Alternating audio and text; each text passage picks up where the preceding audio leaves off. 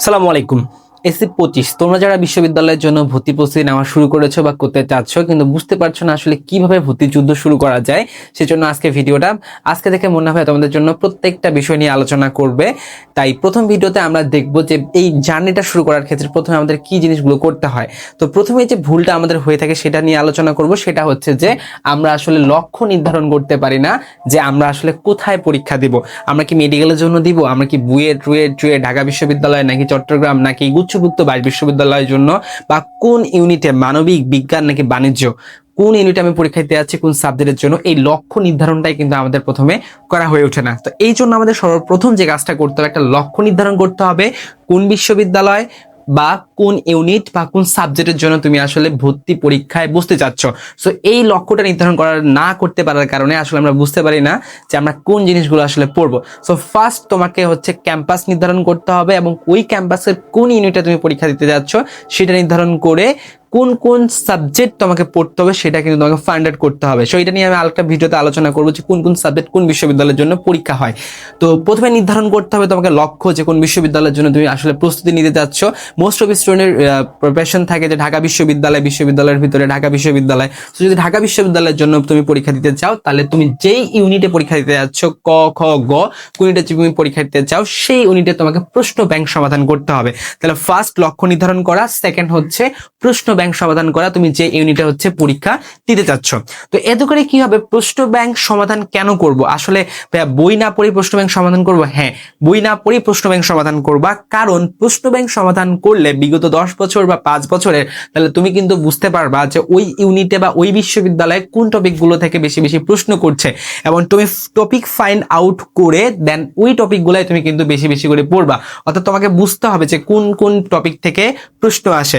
বিশ্ববিদ্যালয়ের পরীক্ষাগুলোতে কিন্তু বেশিরভাগই দেখা যায় যে অনেকগুলো টপিক আমরা পড়ে যাই, আসলে সেখান থেকে প্রশ্ন আসে না। তো এই টপিক বোঝার জন্য তোমাকে প্রশ্ন ব্যাংক সমাধান করতে হবে, দেন সেই টপিকগুলো কিভাবে প্রশ্ন আসে সেগুলো প্রশ্ন ব্যাংক থেকে কিন্তু আমরা জানতে পারি। তাহলে সেকেন্ড কাজ হচ্ছে আমাদের প্রশ্ন ব্যাংক সমাধান করা।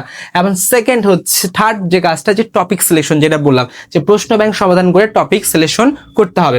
দেন আমাদের যে 4 নাম্বার কাজ সেটা হচ্ছে রুটিন, অর্থাৎ আমি আসলে কোন সময়টাতে কোন জিনিসগুলো পড়বো। যেমন এখানে 5 নাম্বার লিখে রাখছি যে মুখস্থ আইটেমগুলো আমাদেরকে বারবার করে পড়তে হবে। তার মানে এই রুটিনটা ফিক্স করে আমি দেখবো বাংলা কখন পড়বো, ইংরেজি কখন পড়বো, যারা অ্যাকাউন্টিং ম্যানেজমেন্ট কখন পড়বো, বা যে ইউনিটে পরীক্ষা দিচ্ছ যে ফিজিক্স কখন, ম্যাথ কখন, এইটা রুটিনটা তোমাকে আসলে একটা ভাগ করে নিতে হবে। তুমি কখন ঘুমাবা, কখন ঘুম থেকে উঠবা, এইটা যদি তুমি আগামী 4 মাস বা 5 মাস ফলো করতে পারো, একটা রুটিন ম্যাক করে রুটিনটা মেনে চলতে পারো, তাহলে কিন্তু অবশ্যই তুমি সফলতা অর্জন করতে পারবা। এবং এই যে মুখস্থ আইটেমগুলো আছে, অর্থাৎ বাংলার ক্ষেত্রে, ইংরেজির ক্ষেত্রে, কিছু কিছু অন্যান্য সাবজেক্টের ক্ষেত্রে যে মুখস্থ আইটেমগুলো থাকে, মুখস্থ আইটেমগুলো নিয়ে তোমাকে অবশ্যই প্রত্যেক দিন 1 ঘন্টা করে ঘুমাতে যাওয়ার আগে, ঘুমাতে যাওয়ার পর, ঘুম থেকে উঠে তোমাকে অবশ্যই এগুলো কিন্তু মুখস্থ করতে হবে। দেন পরবর্তীতে আরেকটা কাজ যেটা করবা সেটা হচ্ছে মেন্টর নির্ধারণ করা। অর্থাৎ আমরা কোচিং এ ভর্তি হতে পারি এই মেন্টর বা শিক্ষকের জন্য, অথবা আমরা বাসায় ভাইয়া বা আমরা স্যার বা অনলাইনে যে কোনো জায়গায় একটা তোমাকে মেন্টর অবশ্যই লাগবে। অর্থাৎ তারা তোমাকে দেখিয়ে দিবে যে এই জিনিসগুলো এইভাবে পড়তে হয়, এগুলো করা যাবে না, এই ধরনের মেন্টরগুলো তোমাকে রাখতে হবে। তো এই কাজগুলো তোমাকে করবা। তারপর নেক্সট যেটা কাজ সেটা হচ্ছে প্রচুর পরিমাণে এক্সাম দেওয়া। কেন এক্সাম দেওয়া? আমরা অ্যাডমিশনের স্টুডেন্টদেরকে দেখি তারা এক্সাম দিতে আসলে ভয় পায়।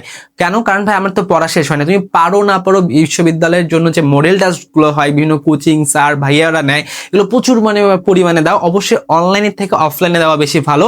বেশি করে এক্সাম দিলে আসলে তোমার যে এই যে তুমি কষ্ট করে পড়ছো, এই পড়াটা কতটুকু হচ্ছে, এটার ভুলগুলো কেন হচ্ছে সংশোধন করার তুমি কিন্তু সুযোগ পাবা। তাহলে এই যে একটা বিষয়। দেন তোমাকে হচ্ছে লেগে থাকতে হবে। তো বিশ্ববিদ্যালয়ে ভর্তিতে চান্স পাওয়ার সব থেকে বড় মূল মন্ত্র হচ্ছে তোমাকে লেগে থাকতে হবে এবং লেগে থাকতে হবে।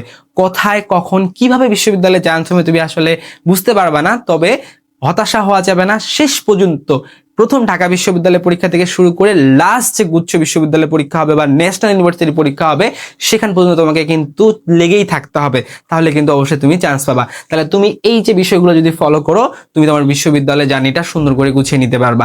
পরবর্তীতে ভিডিও দেখা হবে। তার আগে একটা কথা, আমাদের বাংলা ব্যাকরণ স্পেশাল সাহিত্য ব্যাচ শুরু হচ্ছে খুব দ্রুতই। আমরা তারিখ অ্যানাউন্সমেন্ট করে দিব, এবং এখান থেকে আমরা এই ব্যাচ থেকে আমরা প্রচুর পরিমাণে কিন্তু হচ্ছে ফ্রি ক্লাস নিয়ে থাকি প্রতি বছরের নাই, এবারও শুরু হবে। দ্রুত দেখা হবে তোমাদের সাথে। সো ভালো থাকো, সুস্থ থাকো। কোনো প্রশ্ন থাকে এবং জানার ইচ্ছা থাকলে অবশ্যই কমেন্ট অথবা ইনবক্স করতে পারো। আসসালামু আলাইকুম।